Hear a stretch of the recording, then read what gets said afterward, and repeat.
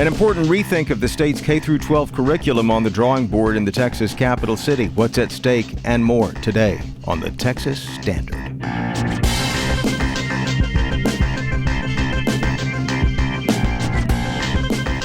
Texas Standard is a production of KUT Austin, KERA North Texas, Houston Public Media, and Texas Public Radio in San Antonio. I'm David Brown. Coming up, we'll get up to speed on a week of contentious hearings now underway as the State Board of Education takes up a new statewide reading list featuring Bible passages and a reshape of the social studies curriculum.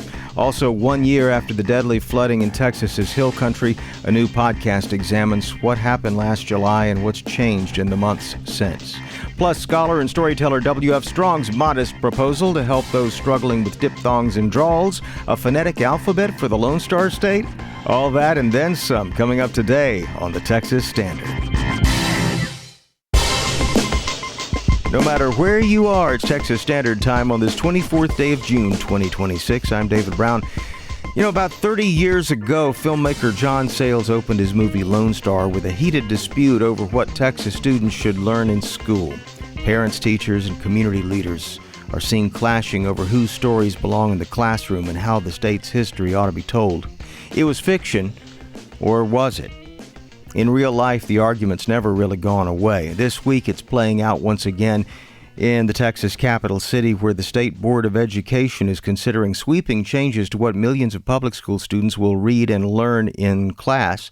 Among the proposals, a statewide reading list that includes Bible stories and passages, and a major rewrite of social studies standards that would place greater emphasis on Texas, the United States, and Christianity, while reducing some current instruction on world cultures, race, and ethnicity. Supporters say the changes restore important historical and cultural knowledge. Critics argue they blur the line between church and state and present a narrower view of history and American identity. And, of course, because Texas is one of the nation's largest textbook markets, decisions made here often reach far beyond the state's borders, influencing the materials publishers create for classrooms across the country, too. Final votes are expected on Friday. To help us understand what's happening inside these contentious meetings, we're joined now by Houston Chronicle reporter Isaac Yu. Isaac, welcome back to the Texas Standard. Thanks for having me. There are really two separate proposals moving through the board right now. What exactly is being voted on Friday, and what are the biggest changes from what Texas students are taught today? On Friday, number one, we're seeing an overhaul of the social studies standards, which dictate what students must learn from kindergarten through senior year. Number two, they're voting on a book list for English classes, which would have mandatory reading required for all students. You know, a lot of these news headlines have focused on Bible stories and the reading curriculum, but after hearing all the testimony that you've heard so far, do you get the sense that's actually the biggest change under consideration, or is the larger story the social studies overhaul? I think both together make the Christianity part very unprecedented. That's what experts have said compared to other states in the nation. Texas would be the first to require students, mandate all students, regardless of faith, to read passages directly from the Bible. There are also a number of unusual lessons in the social studies standards, including on the Ten Commandments, teaching about Jesus, Abraham, and Moses.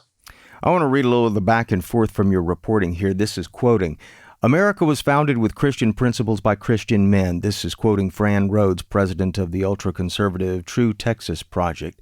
Rhodes goes on to say, "That's not indoctrination, that's not teaching religion, it's just what happened," end quote. And there are other advocates, of course, accusing the board of pushing a one-sided view of Islam, you report. This is quoting again, "You have tied Muslim history to warfare, piracy, and radicalism, then voted on purpose to strip out the algebra and astronomy contributions Muslims have made," said Amina Ishaq of the Fort Bend Coalition for Justice.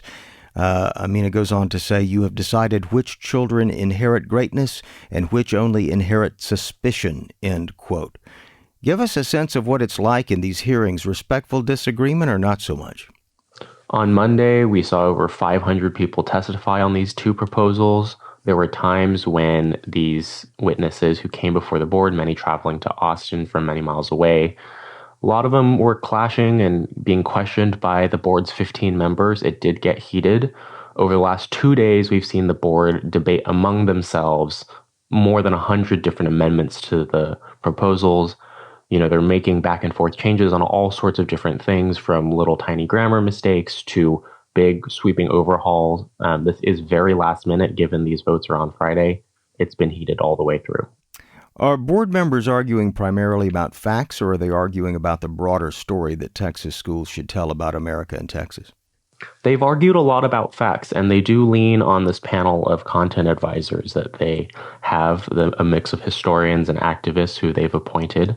And there is some debate about the overarching story that they're telling. There is an emphasis on, quote, telling stories, giving students narratives that show them heroes and exceptional people throughout America's history.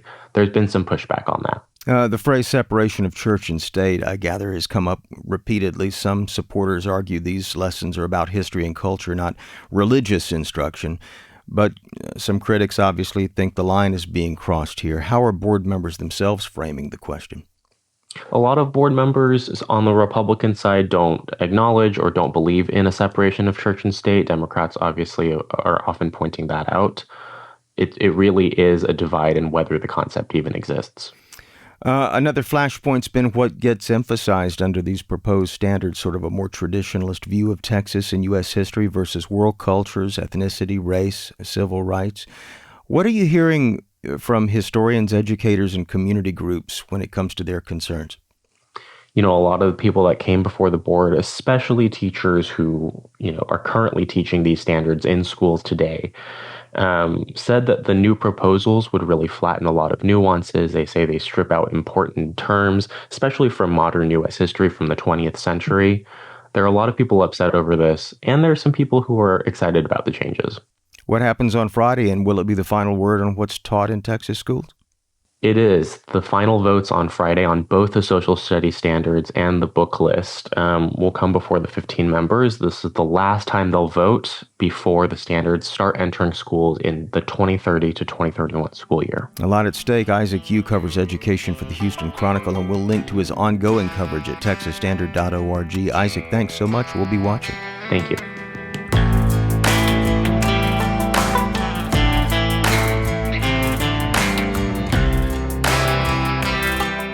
Texas has spent decades competing for growth. Factories, warehouses, corporate headquarters, semiconductor plants. What you got? Officials tout Texas is open for business, promising less red tape, a welcoming climate. But a new poll from the University of Texas Texas Politics Project suggests when it comes to data centers, well, it may be a different story altogether. A majority of Texans now say they oppose having one built in their community. This as Texas is rapidly becoming the nation's top destination for the infrastructure powering artificial intelligence. With more on these findings, James Henson joins us. He's co-director of the University of Texas Texas Politics Project. Jim, welcome back. Great to be back with you, David. Have Texans reached a tipping point here? What do these numbers say? Well, it sure feels like it in terms of the data center topic you were introducing, with only 29 saying that they support building a data center in their community and 56 opposed. Something is changing out there, at least around this issue, and I think one is tempted to think that this is all anti-development liberals or Democrats or something like this. Republicans are split. 43% of Republicans oppose this, 42 support. And the opposition is centered in the base of Republican support in rural areas where 62% oppose it. Interesting. So there's something really going on here. Yeah. Your poll also found Texans are somewhat skeptical about AI's impact on the economy writ large. And I wonder how much you think attitudes toward data centers are really conflicted attitudes about artificial intelligence. How do you read it? Well, I'm with you in that I suspect that. We have no direct evidence of that in the poll, but I think these two sets of attitudes are, in a sense, kind of vibrating at the same wavelength, if you will. When we ask people about the impact of AI on the economy, nearly half, 49%, expect it to be negative. Only 29%, again, expect it to be positive. Well, now let's play with this just a bit more, because Texas voters have traditionally been pretty supportive of economic development. And I'm wondering if you can tease out what seems to make data centers different. What are people reacting to? Well, I mean, part of this is in the data. Part of this is in what we're seeing in the activism in the state right now. And I think people are objecting for different reasons, and that's why it's a political problem. On one hand, lots of environmental concerns about water and resource use. But if you're living next to these data centers or in the region, as we saw in testimony in the legislature yesterday, they have a big impact on people's lives. So there's a mixture of what we might think of as more traditional environmental resource concerns, but also a lot of quality of life issues that are really landing a kind of NIMBY dynamic that's not in my backyard that we're used to seeing in urban centers and the close-in suburbs. But with the building of these large facilities, we're seeing it emerge, I suspect, in exurban and rural areas. Yeah, let's dig a little deeper on the political stakes here, because as you were sort of alluding to, Governor Abbott and Lieutenant Governor Patrick have both begun talking about greater scrutiny, regulation of these facilities. Do these poll numbers suggest that they're responding to a real political vulnerability? I mean, are they thinking about November here? It would be hard for me to say that they're not. I don't have any direct evidence of that, but certainly if you look at the timing of the pronouncements that we've seen in the policy interventions, Governor Abbott's letter that he sent to the Public Utility Commission and ERCOT last week put a lot of emphasis as the goal of the regulation you're referring to being to address consumer prices for utilities and concerns about rising utility rates.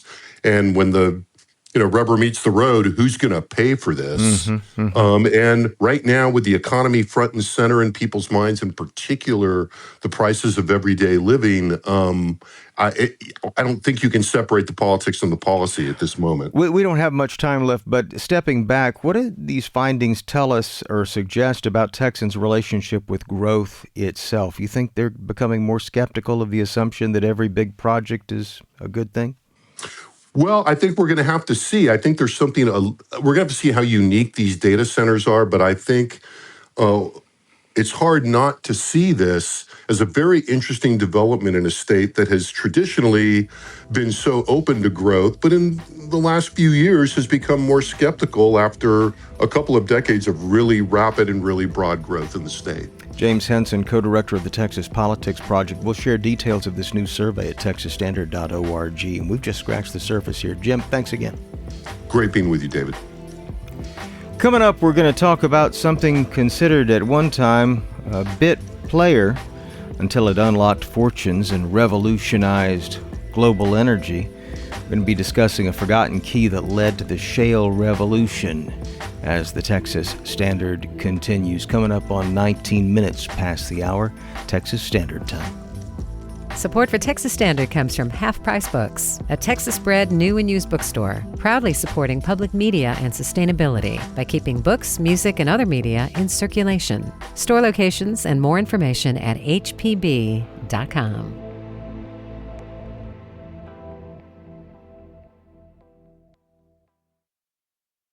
Business and Your Money on the Standard. I'm David Brown. It was 28 years ago this month. A drill bit entered the hard Barnett Shale of Wise County. For better and for worse, it was the start of what would come to be called the shale revolution, and it would upend the global energy market. In many ways, it would also transform the fortunes and future of Texas. But it wouldn't have happened without a certain bit player. Today, Andy Euler of the University of Texas Energy Institute has the almost forgotten story of the key that unlocked vast quantities of oil that until that moment was inaccessible, locked deep inside the hard Texas earth. It's a story that's almost forgotten because it has seldom been told. About 30 years ago, a Newt Gingrich-led Republican Congress called for the complete elimination of 3 cabinet departments: education, commerce, and energy. It was called the Contract with America, a doge of the 1990s. This led to government shutdowns amid calls for President Bill Clinton to cut the federal budget. And in turn, that led to a bunch of task forces. I'm Bob Marley, a long-term employee of the U.S. Department of Energy.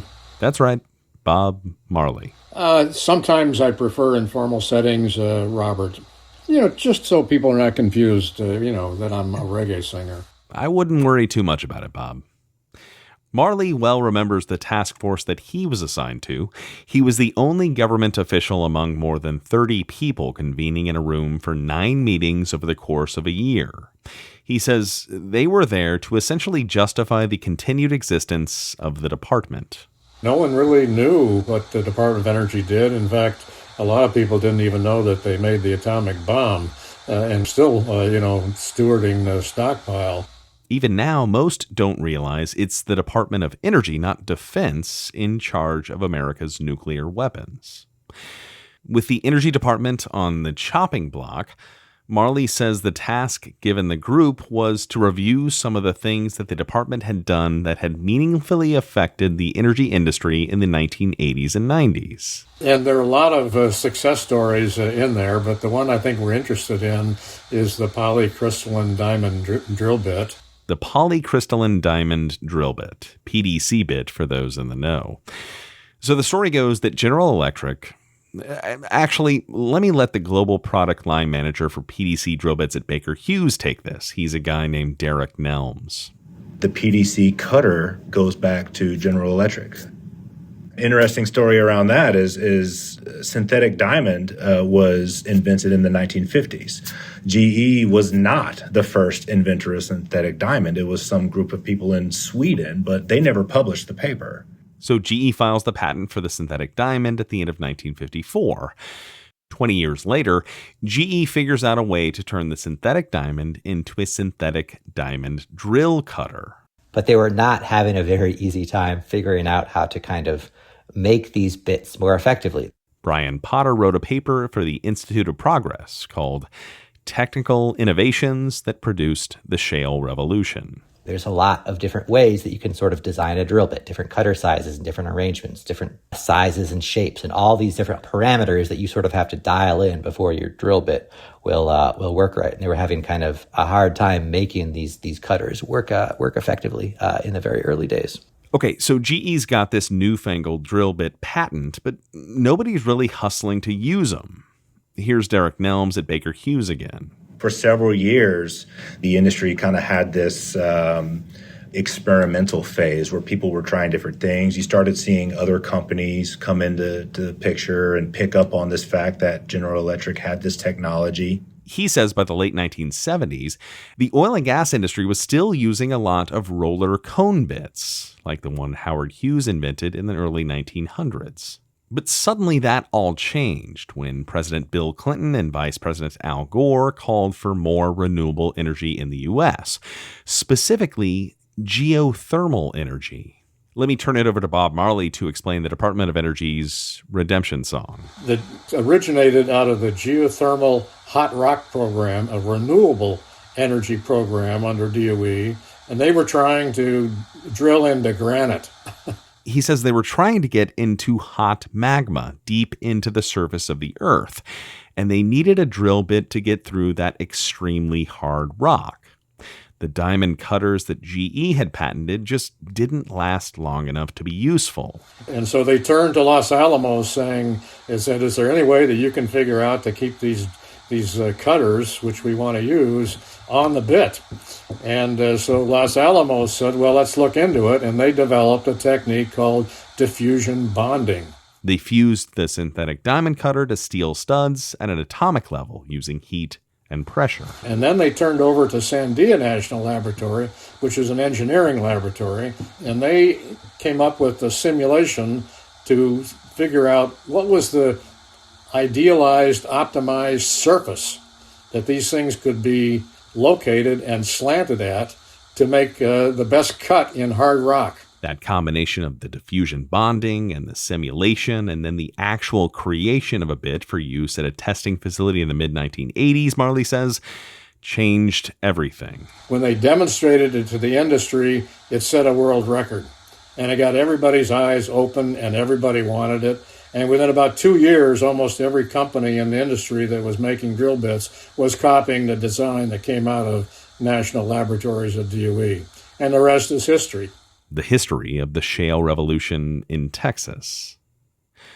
Folks in the know give the federal government a lot of credit for the U.S. becoming the largest exporter of oil and gas, or at least they do so under their breath. When you talk about government spending, that's the hardest thing to get past, is there always has to be this element where the government's willing to spend money no one else will because it just might work. Lauren Steffi is an author and publisher who wrote about this for Texas Monthly back in 2012. He also wrote a biography of George Mitchell, the Texas wildcatter known as the father of fracking. Part of government's role has to be, to help move society forward and to move human achievement forward. And that is expensive and potentially wasteful. But if they don't do it, who will? Those last words ring out. If they don't do it, who will?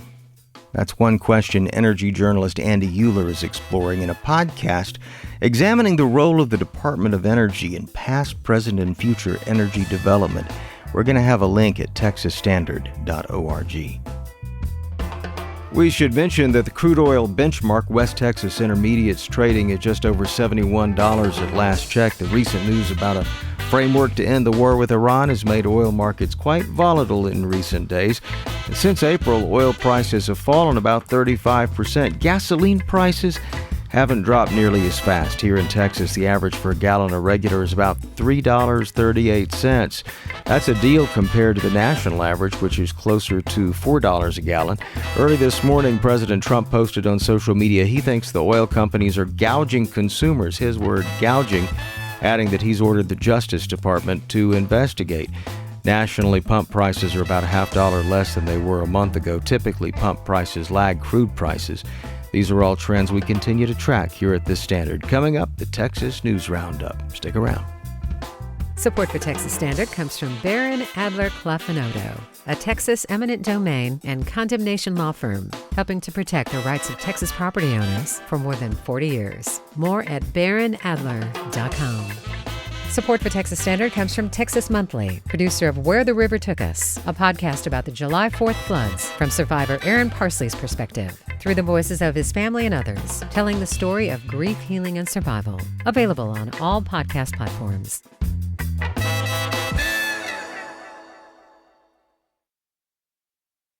From the Texas Newsroom, I'm Tom Perumian. A majority of data centers aren't answering questions about how much water they use. That was revealed during a legislative hearing in Austin. Only about 17% of data centers responded to a mandatory survey from the Water Development Board. Representative Brad Buckley of Killeen expressed concerns about the response rate. And if these industry partners will not provide good data, and we're making these types of decisions, that is concerning to me. The water usage survey was sent to 341 data centers. The fine for not responding is $500. The Prairieland ICE Detention Center shooter has been sentenced to 100 years in prison. The judge accused shooter Benjamin Song of not showing remorse and taking responsibility. Song's mother, Hope Song, responded in a press conference after the sentencing. He's accepted full responsibility for what actually happened, but he will never accept responsibility for a lie, a government lie made to prosecute innocent people. 7 others received between 30 and 70 years for their involvement in the non-fatal shooting of a police officer at the facility in Alvarado, Texas. It's the first trial targeting so-called Antifa members since President Donald Trump declared the ideology a domestic terrorist threat. The NFL announced yesterday that it would not be holding a supplemental draft in the summer of 2026. This leaves former Texas Tech University quarterback Brendan Sorsby out of the NFL, at least until the regular draft in April of next year. KTTC's Samantha Larned has more on the latest developments. Sorsby parted ways with Texas Tech on June 16th in order to join the supplemental draft before the deadline. He was suing the NCAA to have his eligibility for the 2026 college season restored after it was permanently revoked for breaking NCAA rules against sports betting. Sorsby and the NCAA signed an agreement last week dismissing the lawsuit in subsequent appeals. After announcing the decision not to hold a supplemental draft, an NFL Network insider posted a letter from the NFL Management Council to Sorsby. It says that Sorsby's petition alone was not enough to make the league alter its plans not to hold a supplemental draft.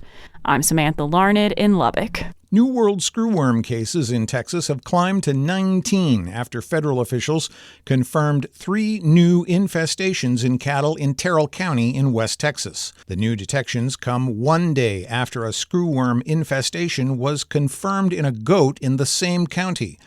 I'm Tom Perumian in the Texas Newsroom. Support for these Texas headlines comes from Half Price Books, a Texas-bred new and used bookstore, proudly supporting public media and sustainability by keeping books, music, and other media in circulation. Store locations and more information at hpb.com. 33 minutes past the hour Texas Standard Time. I'm Laura Rice. I don't have to tell you that Texans tend to do things a little, well, differently. While you can probably find a cutting board in the shape of any state, a cursory search shows if you want a waffle iron that shows your state pride, Texas is the one option. And not only that, there are multiple brands of Texas waffle irons to choose from. It's one small but delicious example of this Texas-centric thing I'm trying to describe. But our commentator W.F. Strong suggests we could do this a lot more. He has an idea, and he needs your help.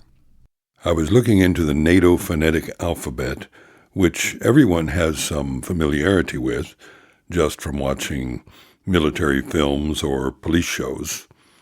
When officers call in a license plate, for instance, for clarity, they will use the NATO phonetic alphabet to transmit the letters.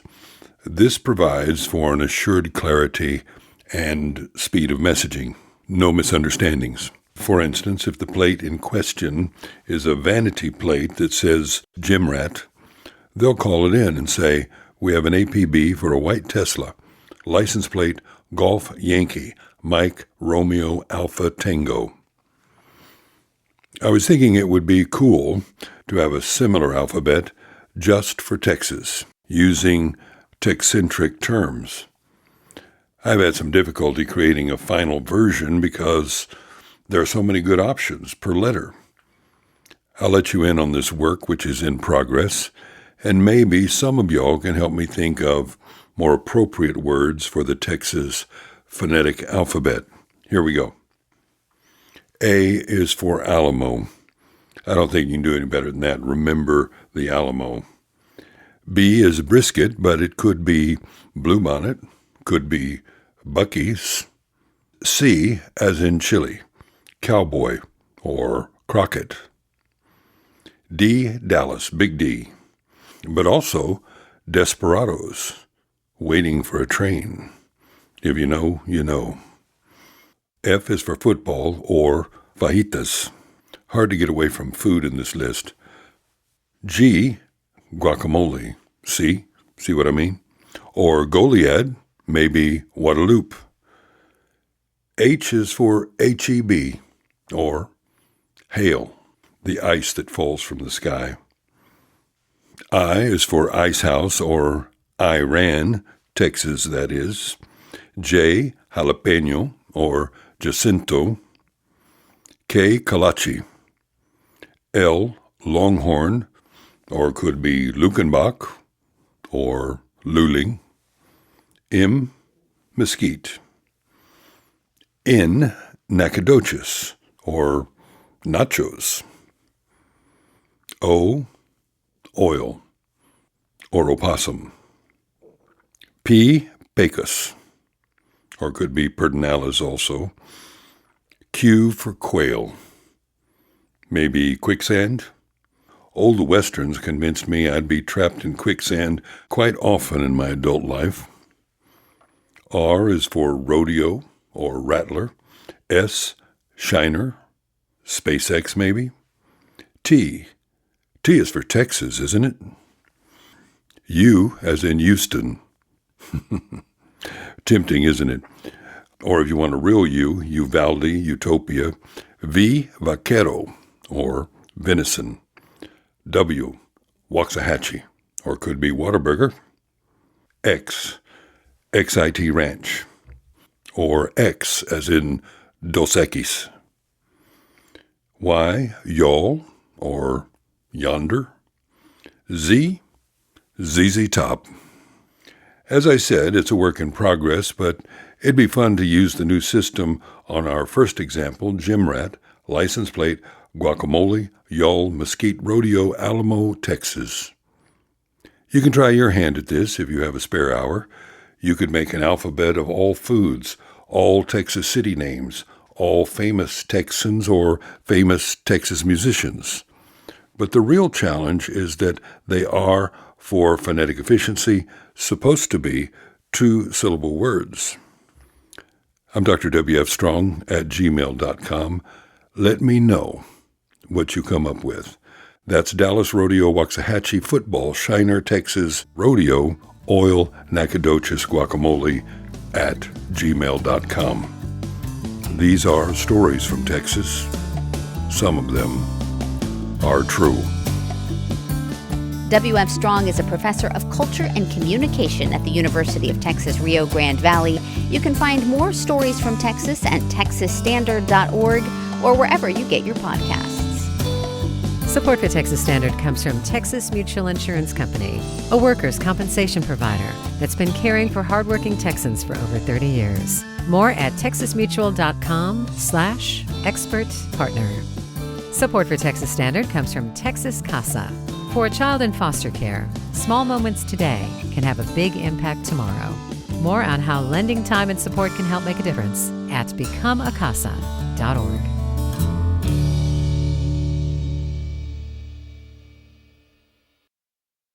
It's the Texas Standard. I'm David Brown.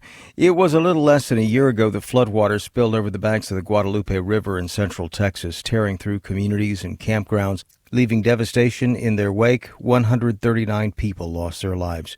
Now a new podcast series examines the aftermath of the deadliest flooding event in Texas history. After the Flood is a collaboration between the Texas Newsroom and PBS's Frontline, and we're joined now by Dominic Anthony Walsh, who's a reporter for Houston Public Media and a member of the team behind the podcast. Dominic, welcome. Thanks for having me. Tell us a little bit more about After the Flood. What did you and your colleagues want to understand about the floods last summer and what's happened since? Yeah, from the day of the flood until just the past couple of months, the Texas Newsroom has had a team of reporters from around the state, Dallas, Houston, Austin, and of course San Antonio, covering the Hill Country, visiting both right after the flood and multiple times over the past year. And we really wanted to understand, not just the immediate aftermath, the immediate search and rescue and search and recovery, but kind of the slow process of the community rebuilding, folks dealing with grief and trying to answer accountability questions. And so we've really had multiple prongs that we've approached this story with over the past year. How did the project come together? Who was working on it? And where did you look for answers to some of those questions that you had about what happened after the flood? Yeah, the team is almost too big to name. We've had reporters and producers across the Texas Newsroom that have contributed. Most notably, I think Kaylee Hunt from KUT spent the full year covering one community near Austin called Sandy Creek. Our episode 4 really focuses on this community that was kind of forgotten, relative to Kerrville, where, of course, more people died. But she was really interested in kind of this community-level resilience and solidarity that came together. Now, when it comes to Kerr County, I followed one neighborhood as they, went from their homes being destroyed right after the flood all the way to rebuilding just in time for Thanksgiving. And I also spoke with a parent of a counselor that died at Camp Mystic and followed the trajectory of the Camp Mystic families from grief through successful advocacy to get new camp safety laws passed. And then finally, my colleague Sarah Gruno here at Houston Public Media and the Texas Newsroom's new investigative reporter and editor, Nina Satija, have recently been looking into whether Kerr County is actually better off now than it was a year ago. So, like I said, we really cover a few different angles from recovery to grief to some of these accountability questions. I wonder if maybe we can hear some of the voices who appear in this series. Can you share some of those bits of their stories with us? For sure. One of our central voices is Matthew Childress. I mentioned him just now. He's the father of Chloe Childress, who, after being a camper for many years, eventually became a counselor at Camp Mystic. And this was a family with multiple generations who attended the camp, and they are from Houston. We opened the podcast on day one, July 4th, when Matthew and his wife, Wendy, get a call from Camp Mystic that his daughter is unaccounted for while they're driving from Houston to Kerr County. Clearly, our anxiety went through the roof. I was definitely driving faster than I probably should have been driving on the freeway, and I believe it was raining off and on. My sweet wife was telling me to slow down and be careful along the way, but all I could do was get there as quickly as I could to try to contribute something to help and find the girls. So we follow Matthew's story over the course of the show, from grief through advocacy for new camp safety laws. But I think one thing that stuck with me about his story is that even with the success that he and other families have had getting these camp safety laws passed, the grief is inescapable. Also, we meet local residents and visitors who narrowly survived the floodwaters on July 4th. For example, Jake Richards, he was staying at an RV park, and he remembers the harrowing, haunting, early morning chaos just before the sun rose. The screaming for people who are losing their stuff turned into screaming for people who are fighting for their lives at that point. So you start to hear just like different screams, these like blood-curdling screams of families getting washed away from upstream, like kids and everything, and then it just stops. And that's the most haunting sound in the world, is that silence. And so, of course, we do cover the day of July 4th. The clips you just heard are from that day. But through the arc of the podcast, we want to really follow different folks' journeys through recovery and trying to return to the regular rhythms of life.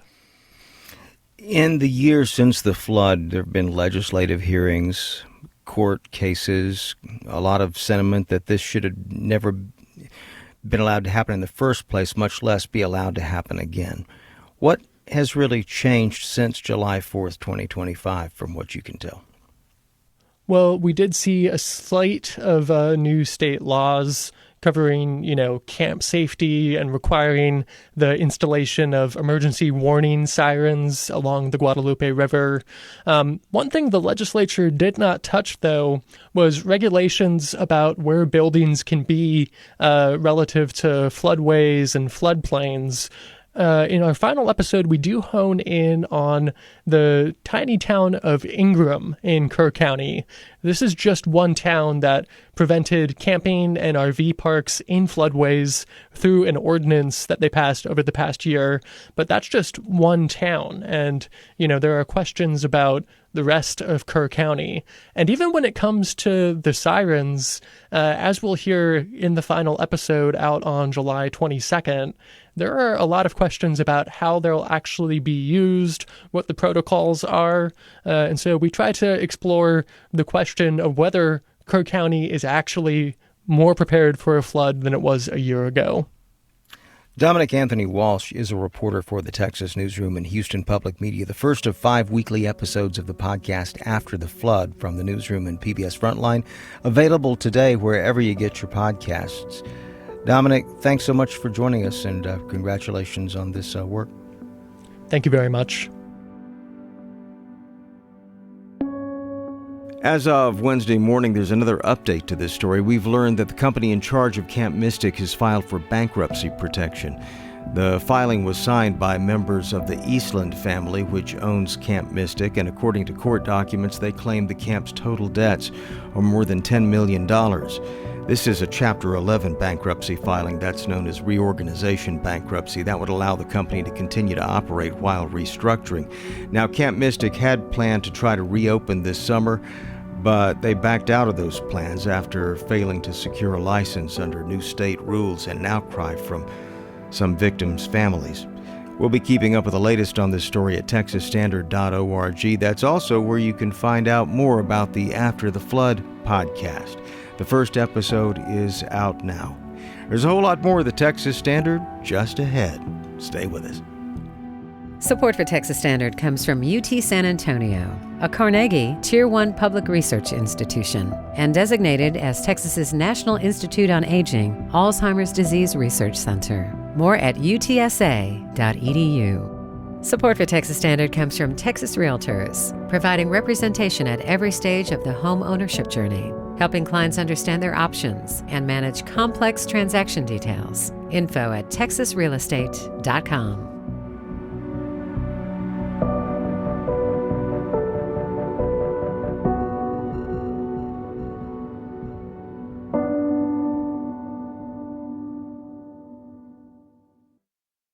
It's the Texas Standard. I'm David Brown. More than half of Texas counties don't have a hospital able to deliver a baby.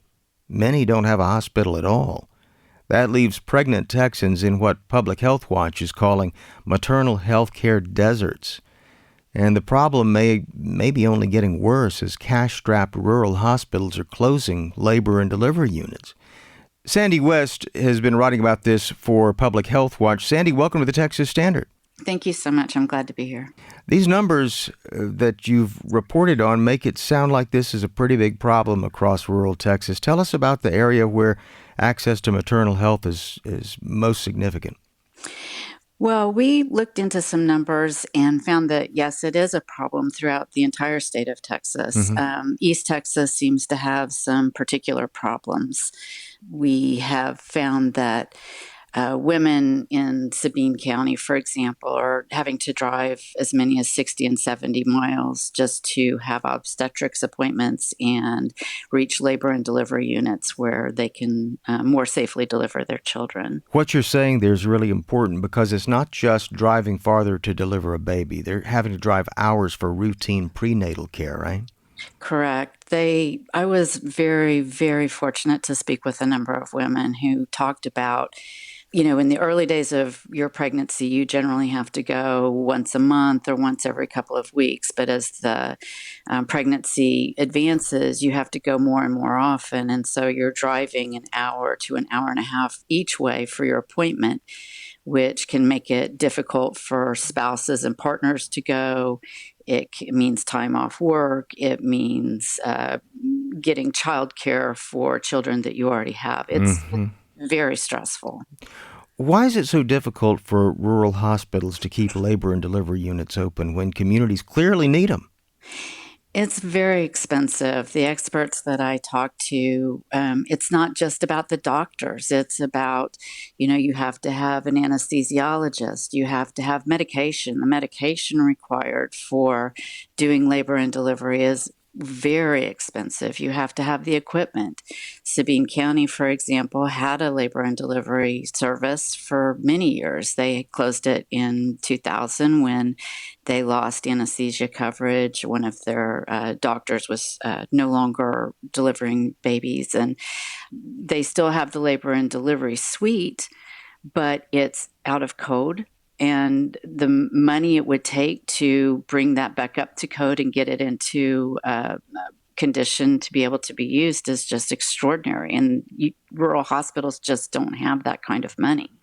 Well, are any talking about, surely there are healthcare professionals in places like Sabine County and elsewhere where you recognize the problem. Are any hospitals talking about the possibility of bringing back some of these services, perhaps prenatal, postpartum care first, anything that could be incremental?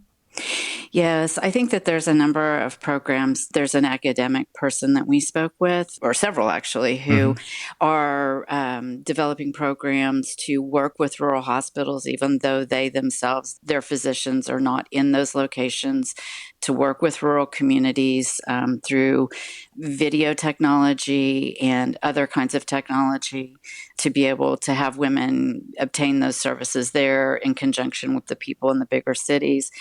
Texas A&M has a program where residents go through a rural health program and they can learn the skills to provide regular maternal health care. Sabine County Hospital, for example, is getting ready to welcome back a Sabine County native who's been through that program. And the hope is that he will be able to provide some of the monitoring and maternal health care that would help women not have to drive an hour or more away for those regular appointments. Let me ask you something, because we don't have much time here, but when you step back from all the statistics and policy debates, what do you think this story says about the broader question of who gets access to health care in Texas and who doesn't? I think if you talk to the women and providers in rural Texas, I don't think that they're necessarily resentful that places, larger communities have these opportunities. But I think it's very frustrating because they say, we matter too. And the economics of it, they deal in reality with that, but they don't feel like they should have to drive an hour and a half for obstetrics care, labor and delivery. Their health matters. And when women and their pregnancies are being put at risk, people need to pay attention. That was the message that I was hearing loud and clear. Sandy West has been reporting on maternal health care deserts in Texas for Public Health Watch. You can check out her reporting at texasstandard.org. Sandy, thanks again.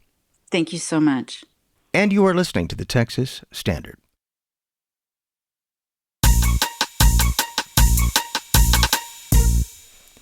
Audience and engagement editor Wells Dunbar joins us with the talk of Texas. What you know, good, Wells? Hey, David.